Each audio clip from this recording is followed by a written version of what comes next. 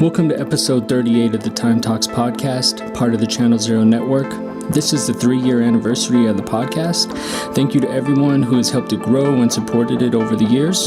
This month, I had the pleasure of speaking to Dr. Louellyn White. Dr. White is a professor at Concordia University, a scholar, and author of the book Free to be Mohawk, Indigenous Education at the Akwesasne Freedom School. Her writings center on Indigenous identity formation and cultural resurgence, boarding, residential school experiences, Indigenous language, and cultural immersion.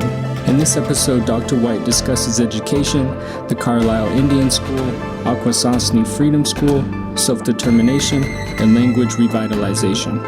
Thank you to Awareness for the music, and here's a jingle from a fellow Channel Zero Network member.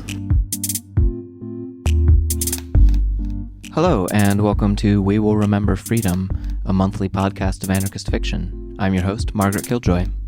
Hello, and welcome to Live Like the World is Dying, your podcast for what feels like the end times. I'm your host, Margaret Killjoy. Hello, and welcome to the jingle for both of my podcasts. I'm your host, Margaret Killjoy. You can find my podcasts wherever you get your podcasts or get them from the Channel Zero Network.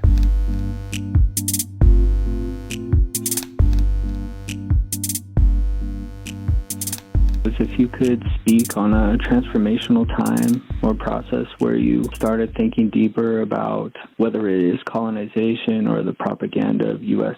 hegemony. I really love the story in your book of your father who was Mohawk and pounded his fist on the table and told you the goddamn white man took everything but he'll never take away your education. Oh, yeah. Yeah, that's funny. That you picked that up, and I just submitted a draft of a manuscript for American Indian Studies at the University of Arizona. They're doing a collection of stories of alumni from the American Indian Studies program, asking us to really respond to the question of our educational journey throughout our life, what inspired us, and how we came into American Indian Studies, what we've done with our degrees, etc. And I titled it tentatively, "The Goddamn White Man Took Away Everything, but He Can't Take Away Our Education." Oh, that's awesome. Well, yeah, I mean, it really stems a lot from my father's influence. Yes, he was a very strong Mohawk man who grew up during the Depression, and he was in the Army. He was in World War II. He was on the front lines, and he had me much later in life, and I was his only child, but then I grew up in a household with my mother, non-Indigenous, with many, many siblings. But so I was an only child and one of many at the same time. And my dad went to school only until about 6th or 7th grade. You know, back then he had to drop out to get jobs and trap muskrat to feed the family. But he always valued education. And I think that stems from his father, my grandfather, who was sent off to Indian residential school. He went to Carlisle Indian School in Pennsylvania. And so I knew my grandfather. He died when I was about 6, but I remember him very well. And he was there for most of his childhood into his, I think he was about 20 or 22 when he left there. And so he grew up in this institution. But my father always talked about Carlisle as if it were this wonderful place that Indians went to get an education. So that partially informed his ideas and thoughts about what education meant. It meant, you know, to be successful, to get a job and to make money. And so he was sort of caught up in those ideas that were really instilled in Indigenous students at boarding school with my grandfather at Carlisle, like this forced assimilation into mainstream society and embracing those values of materialism and individualism and wealth and success. And that filtered down, even though at the same time my father held many cultural values that were really based in being, Mohawk. Yeah, so he'd always talked about Carlisle as this, prestigious place that Grandpa went to, and he met Jim Thorpe, and so all these stories about that. And because I grew up in a a large family living in poverty. There's a lot of repeated cycles of high school dropouts, substance abuse and other forms of abuse. And so my father saw that and didn't want that for me. He wanted me to have, a good future. He was very well read, and he was a very intelligent man. And so he always made sure I had books. From the time I was very young, and he'd always buy me books. And I had a set of encyclopedias from the grocery store that he got with stamps. Things like that. He was just really trying to make sure that I was always questioning things. After he passed away, I find these little notes that he left in some of his books for me to find, which was like, well, the forethought that he had in that was, the foresight was pretty telling of who he was, as his character. And he was a family historian in that way too. But he left this little note that said, "Always remember what I taught you. Ask why. Ask why." So just really be inquisitive and question things. And so, that just stuck with me throughout the years. And, he talked a lot about this, the white man took everything, and that you get an education and you will always have that, and they can't take that away from you. I was a little bit scared of him at the same time. The pounding the fist on the table, it was a little bit intimidating. So, okay. But I had no one to follow. I didn't have any role models in my immediate family who went to school. I'm the youngest of 11 siblings, and only 4 graduated from high school, including myself, and none really went on to higher education. So I didn't have a lot of role models. So I just sort of tried to pave my own way and figure it out as I went along. And I studied psychology, actually, in my undergraduate and my master's degree. Pursued that, and then that's where I eventually ended up in the West and moved to Colorado after doing my master's degree. And then I was in Boulder and took a course on Native women with Mary Churchill. I don't know if she's still around or not, but she taught a course on Native women. And I was in Denver for a couple of years already, and then took this course. And that was really the first time for me that my eyes were wide open to, like, oh my goodness, because I really didn't know a lot about, the truth of our history growing up in a small town in central New York, in our traditional homeland in Mohawk Valley along the Mohawk River. But there were very few Mohawk people around.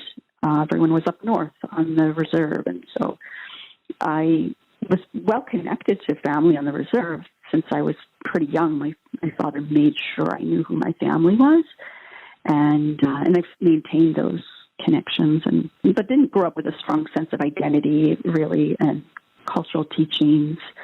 And then, was a rebellious teenager and white passing, and so I sort of just denied that for a while. Many years, it was easier not to be Indian. It was easier not to have to explain that. It was easier not to have to explain that I go to the reservation in the summer with my dad, and because of all the stereotypes, and kids are sometimes not very nice. So I could hide that, but then as I was in my early mid-20s when I took that course with Mary Churchill at University of Colorado in Boulder, that really was eye-opening to me, and sort of a pivotal moment of making that shift to grappling with that trauma, a long process of grieving, of gathering this information and knowledge, and then what do I do with that, processing that in terms of learning about genocide and grieving. I think that was also, in some ways, that was sparking within me my own historical memories. And so it was quite experience during that time. And then I decided, I was angry too, really, really angry about what I was learning about.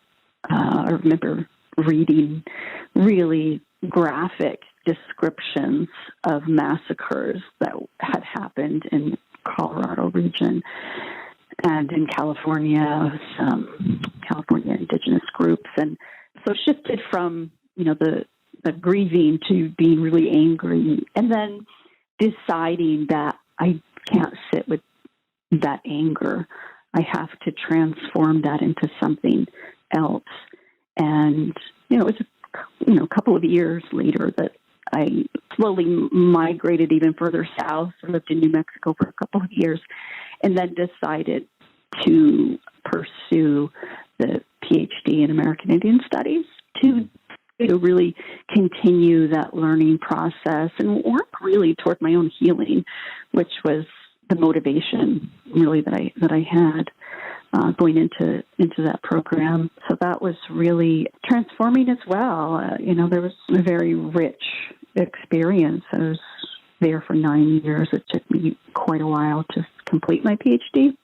I don't know if that even addresses your question or not. But No, definitely. And thank you for sharing that and those stories.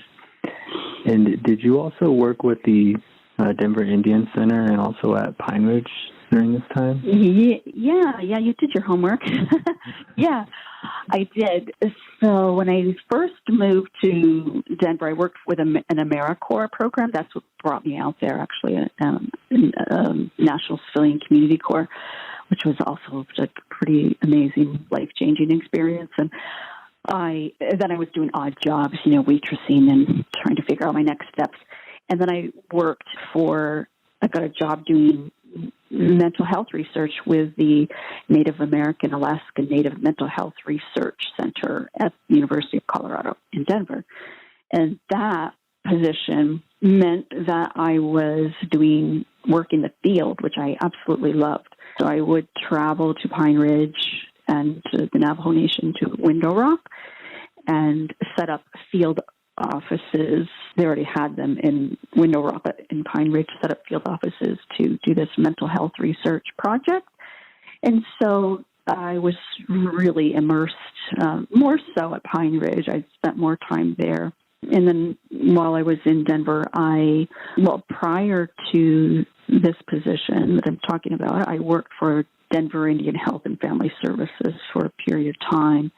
And then was involved with Denver Indian Center and, different ways, committees. And then later I worked with Eagle Lodge, which was a youth prevention program, in different ways, different capacities, doing some volunteering with teenagers mainly that were using Eagle Lodge's services. So I organized groups and took them on outings, like every Saturday, every month. We would do, through the Sierra Club, actually funded it, was Inner City Outings program. So I'd get them out of the city and into the mountains because I was always hiking, backpacking, and stuff like that. So I started that program with Eagle Lodge. And cool, thanks for sharing that. And going back to your grandfather, who was in Carlisle, I think you had mentioned before that before you went to talk to a class, you had a powerful dream where he came to you and said, "Tell them we didn't have a choice." I was wondering if you could talk about this dream and the significance of it, but also how it's collided with your research on Carlisle.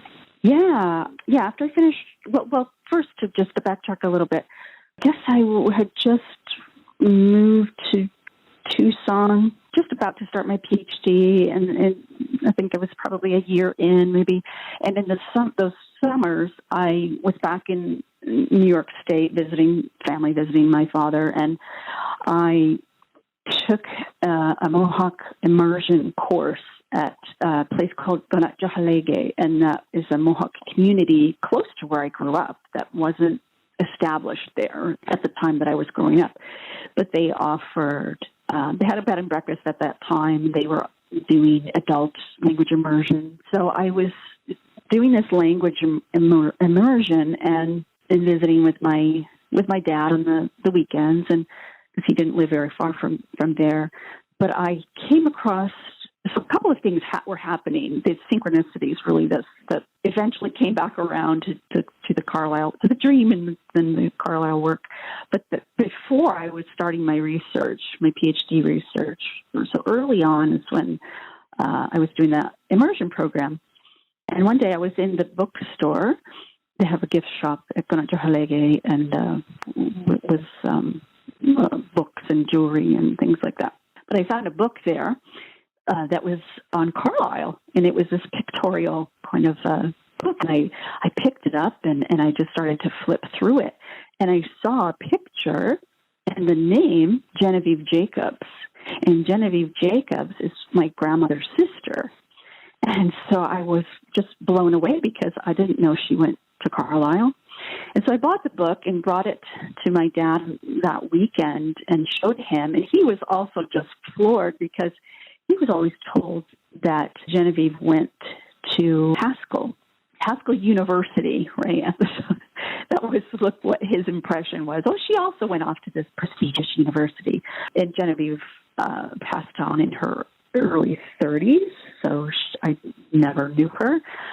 But so that was this, like, wow, look at this. Like, here's a picture of her in this book when she was at Carlisle when she was a young girl. And so that sparked my interest. And around that exact same time, my father's uncle, my great uncle, John White, who also went to Carlisle, stayed in Pennsylvania, raised his family. His son, Dwayne, was the same age as my dad, and so they were close growing up. And Dwayne had his father's scrapbook from Carlisle, so John White's scrapbook from Carlisle. And I'm not even sure why, but he sent it in the mail to my dad just to borrow, to look at, to show me. And so here I had just found Genevieve's picture in this book, and then was back at my dad's, and this 100-year-old leather-bound scrapbook shows up in the mail from a relative in Pennsylvania. And I was just blown away by that because it was so delicate, but it was full of pictures of John White and of my grandfather as young boys at Carlisle. And there were newspaper articles John White wrote for the school newspaper. And he was in a play. He was an opera singer, and I've published about that too. But so that was just this unbelievable, find. And then ironically, while my dad had it for a couple of weeks, Dwayne passed away. And then it got lost because Dwayne's wife wanted it back. And my dad really tried to keep it for me. He offered to pay for it. And I had gotten scans of everything made. I took it to this, photography studio and had them really carefully scan everything.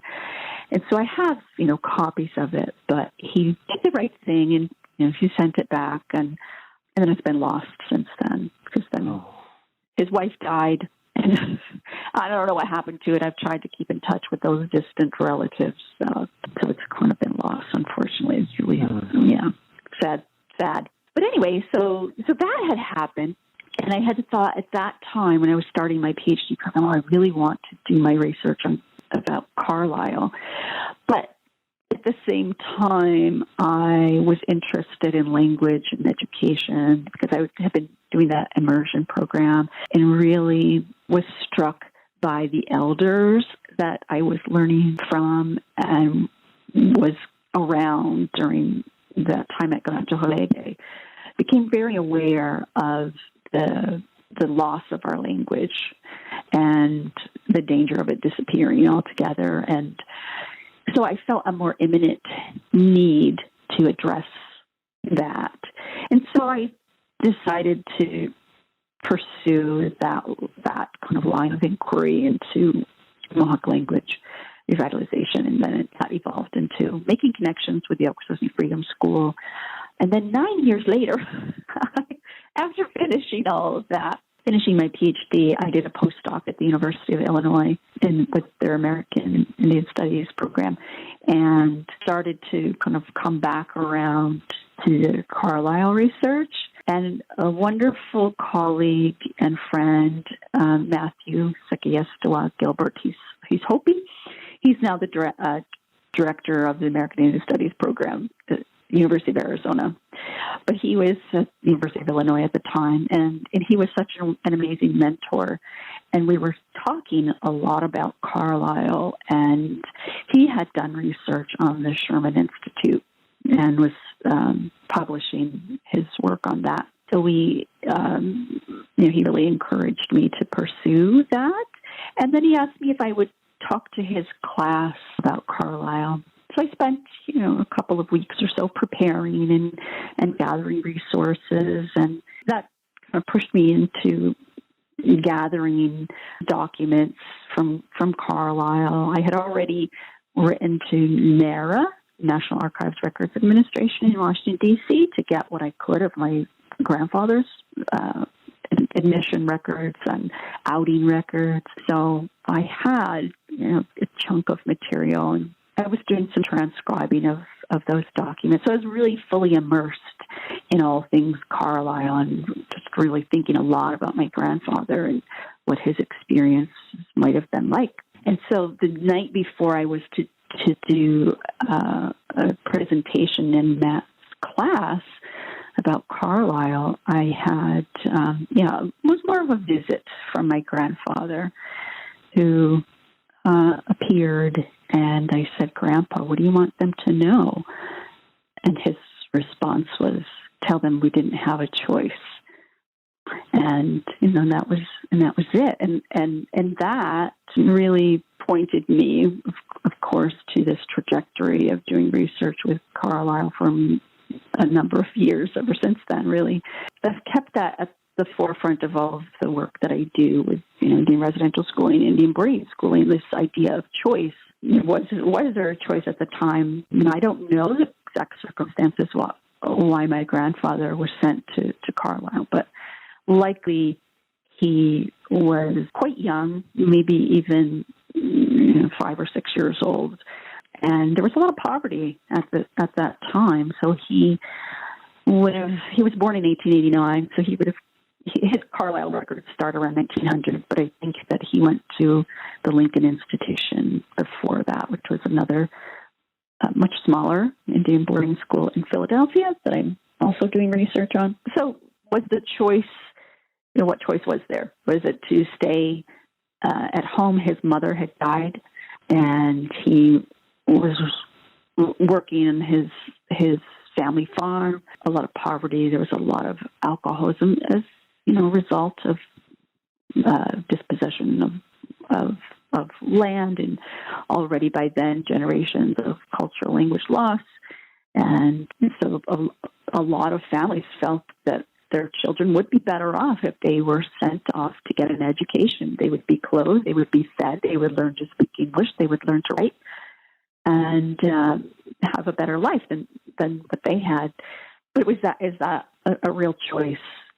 Where the alternative is, to either stay in those conditions or go off to an institution that meant loss of language and identity. Yeah, so I think that was not a real choice. Well, I wanted to go to your dissertation or your book, which turned to be Free to Be Mohawk. And I was wondering if you could give a little bit of framing of the Freedom School movement and its history and how it grew in the 60s and 70s, also around the time of AIM. And the first Aboriginal community-controlled school started by the Mohawks was in 1972, called the Indian Way School. Mm-hmm. Just a little context around those movements at the time. Yes, in my understanding of that particular history, so the Akwesasne Freedom School started in 1979. And during that time, there was a lot of things going on with civil rights, with American Indian movement. Yes, the Indian Way School. There was this reclamation of indigenous control of education, governance. etc. And so it was interesting to explore that, because the Freedom School is, it's still standing today. It's still going on. And, I often wonder, would it have started and would it have this longevity if it hadn't been for that climate at the time in 1979? Because it sparked out of a movement that happened in Akwesasne where there was a lot of factionalism at the time between the forced colonial elected systems of governance and those who were promoting more traditional ways of governance and traditional longhouse in practices and leadership. So there was factionalism there, and it got to a point where it escalated with a lot of violence within the community, and there was a group of more traditionally oriented Mohawk people who started an encampment. They set up barricades, and they were standing up for the rights to self-governance and self-determination, sovereignty, and so had a barricade. Whereas on the other side of barricades, New York State police were brought in protesting the arrest of a traditional, protecting this traditional member from being arrested for something that involved jurisdiction over land, and so that was what instigated that whole. They kind of refer back to it as the encampment, and so it started out of that dispute, but it lasted for 2 years, the barricades and the encampment, but during that time is when the people behind the barricade who were within that encampment decided, well, we're standing up for our rights to self-governance, and we also need to stand up for our rights to educate our children how we see fit. And that was really the birth of the Akwesasne Freedom School. And so that's where they used a lot of resources from at the time there was Akwesasne Notes, which was published in a newspaper that went all over the world, that was published there in Akwesasne. And in those days, Akwesasne Notes was covering a lot of activist movements, including AIM, American Indian Movement, and what was going on, Alcatraz, and so there was this climate that was just, people describe it today, or when I was doing my research, they describe it as it was an exciting time. It was a time of great change and transition, and then the Freedom School remained because it just had to stand up for their rights to self-governance and self-education, and decided to keep it going. And it was so in that way, it was really very organic. It was very grassroots. It was community-driven, and people who were not necessarily teachers, but community members who were supporting that became the teachers, and mostly they were outside, or they were in somebody's garage or in a tent, and that's where they would have the classroom. But they used a lot of the Akwesasne Notes as some of their texts, and they got a lot of donations of supplies from all over the world. There was a lot of attention focused on what was happening in Akwesasne at that time, and so it stayed, the Freedom School, and it stayed as an independent program that is still very community-driven. And you were speaking of the International Bridge blockade at that time when people were protesting and blocking the road as well. Yeah, so are you referring to, I think that was even earlier. Yeah, actually, I think that was in the late 60s. 60s, yeah. Okay. 68 maybe, which is when I was born. Yeah, so it had been going on for a long time, these kinds of movements and activist movements, and so there was just a real climate for it. And I've asked people that question, like, would it be the same if somebody tried to start that today. If it never existed and somebody got the idea today to start it, and likely, you can't really answer that, but it's not as likely because of the drive and motivation and the commitment and the energy. There was just this real energy and put into, there was a momentum, is what I want to say, building, and from all of these different movements. And the Freedom School has stayed because it has maintained a sense of being grounded in the community, being driven by parents and community members, and they don't take direct government funding from provincial government or state government or federal governments from U.S. or Canada. And so they've been able to maintain this sense of financial independence that has really helped create a sense of autonomy and self-sufficiency and control, really. Yeah, I really liked how you wrote about describing how they resist state power and just were working outside of that with self-determination and sovereignty by even turning away like building inspectors and all of these regulations and just working on their own.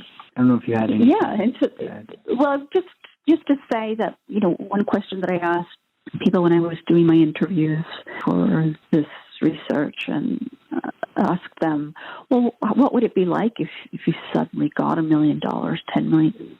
$1 million really isn't a whole lot when you're thinking of what the potential is for, building new buildings and sustainability. But I asked them that, well, what would it be like if you were suddenly donated $1 million or so? And most of the people, the teachers and parents, would say, well, now we don't have a gymnasium, we don't have bus drivers, we don't have cleaning crew. It's the parents that do all of these things. If we suddenly had all this money, then we could have a new building with a gymnasium.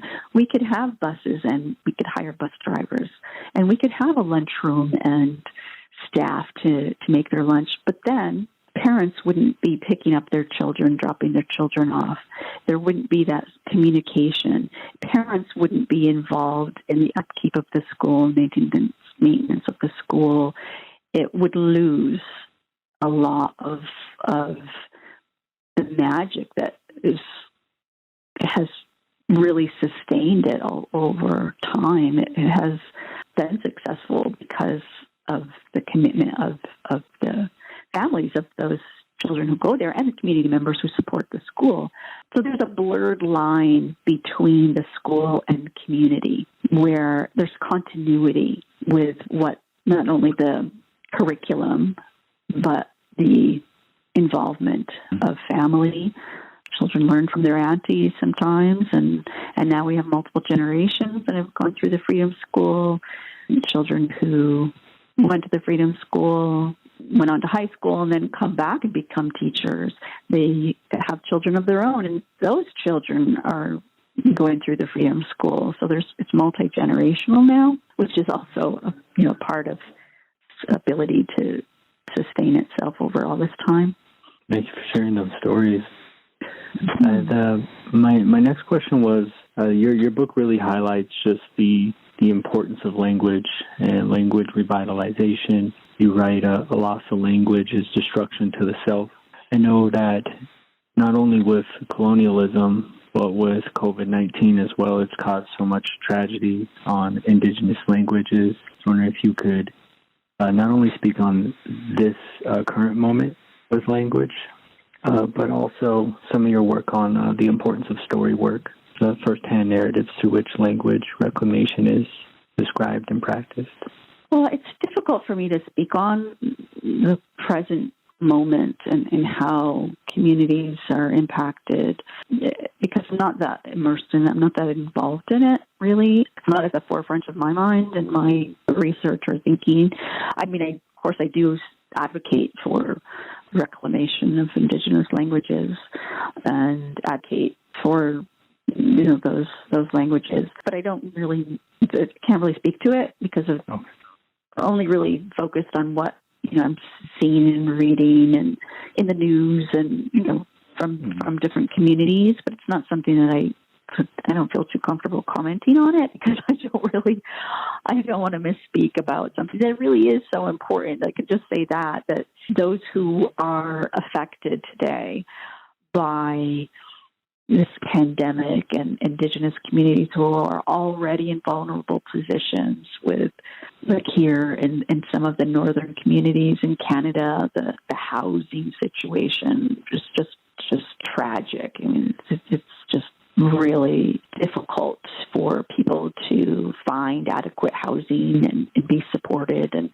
multiple families and lack of heating and, these houses that are falling apart. And so they're already in very vulnerable positions, socially, economically, health-wise, mental health-wise, higher rates of diabetes and alcoholism, higher suicide rates, et cetera, et cetera, et cetera.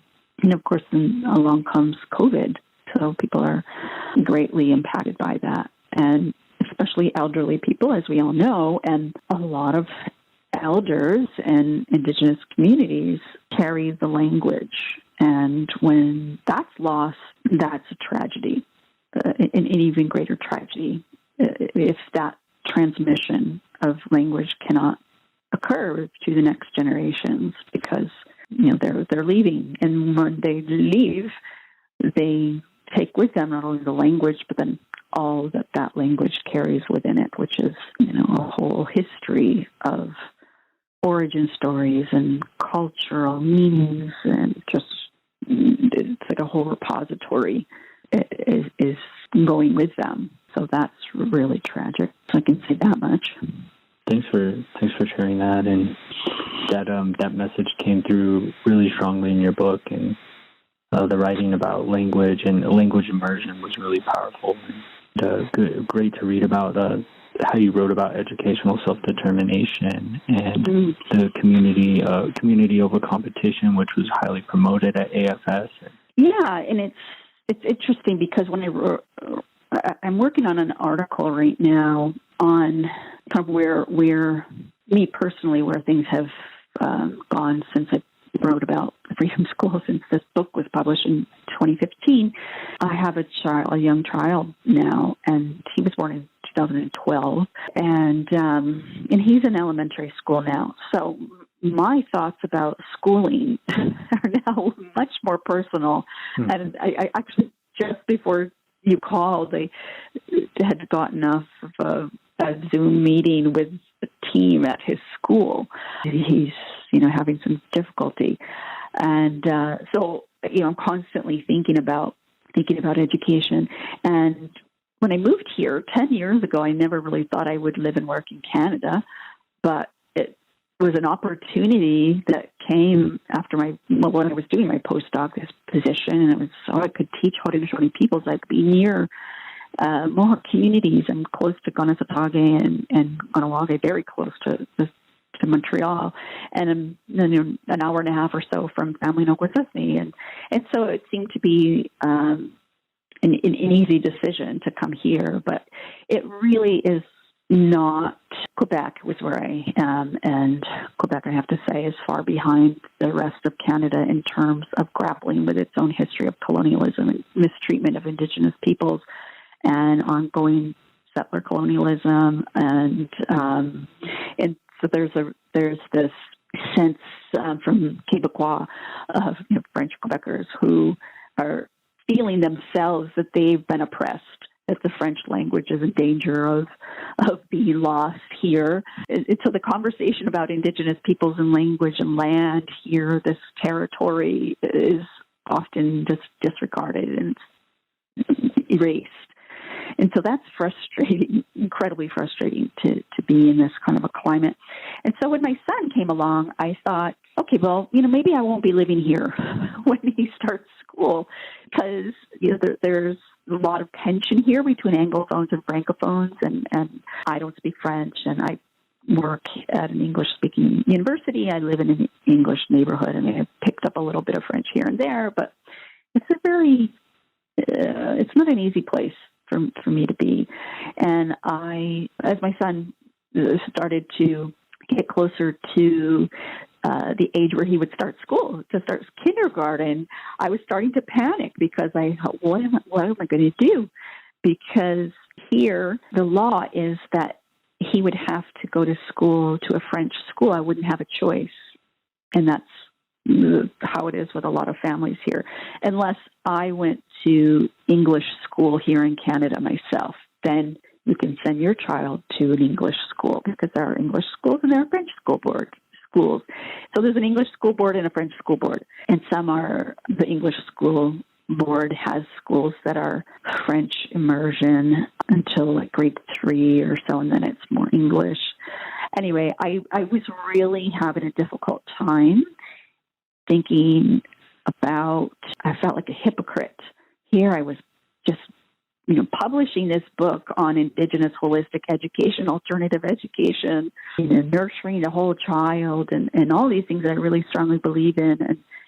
But yet here I am, and I'm forced into this colonial institution, forced to send my child into a system with yet another colonial language, and I don't have a choice in that. And so that led to many, many sleepless nights. And it's still difficult. It's an ongoing difficult situation, but my son is on the autism spectrum. He was diagnosed before he started kindergarten. Very, very high functioning, very bright, and advanced academically. He has some challenges with transitions and distractions and socializing properly. So things like that. But because of that, I was able to get a waiver so he could go to an English school. So he is within the English school board, English school system.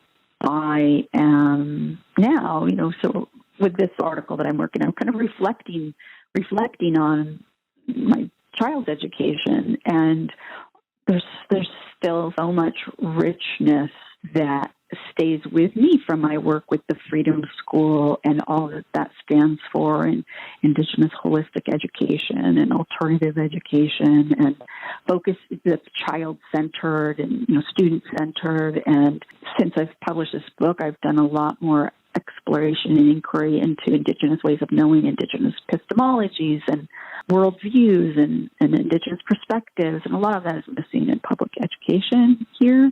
But it's just become something that I am committing myself to working more toward.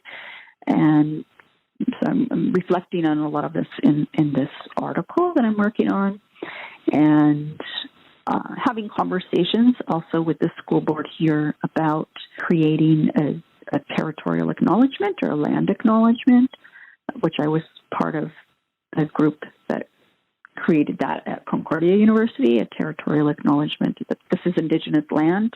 And so the school boards don't have anything like that here. So having conversations with them about developing a process for that, and hopefully that would lead to more inclusion of not only Indigenous content, but creating safe space for Indigenous students, and et cetera, et cetera. So nice.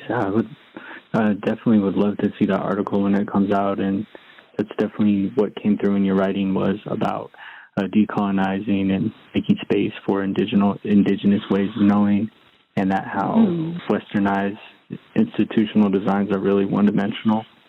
Mm-hmm. And I'm really seeing that now firsthand, because I'm a mother of a child in this system. Just a personal note, I just got off of this phone call with the team at the school who's been having difficulty, and it's just, oh boy, there's not many options here for affordable private school or alternative forms of education. But it's a tough situation. Well, my last question was kind of going to be more about that. If you could speak on decolonizing and making space for Indigenous ways of knowing, but I think you really kind of tied into that with actually confronting it head on, trying to work with school board. Yeah, and I guess I could just finally, one last thought that's tied in with that is that here in Canada, it's really very different climate than in the U.S. So that's another thing that I kind of struggle with living here now. And that there's a lot of advancement here in terms of Indigenous issues, awareness of Indigenous issues that are more at the forefront of the public thought, in large part because of the Truth and Reconciliation Commission, and that was to address Indian residential schooling and gathering survivor testimonies, and they published these volume of their final report, was like several volumes, and out of that came calls to action, and these calls to action include addressing all aspects of Indigenous people's lives in Canada, including education and education for reconciliation. What does that mean? And so this is, a ripe climate for creating this kind of positive change. And in the U.S., there's really behind in terms of recognizing, acknowledging, accepting Indigenous perspectives. And so when I'm living here in this climate, teaching here, immersed here, and then a lot of my work is within the U.S. A lot of my research has been there. So there's this starking contrast that I notice. But here, with those calls to action, there's something that people are looking to for guidance.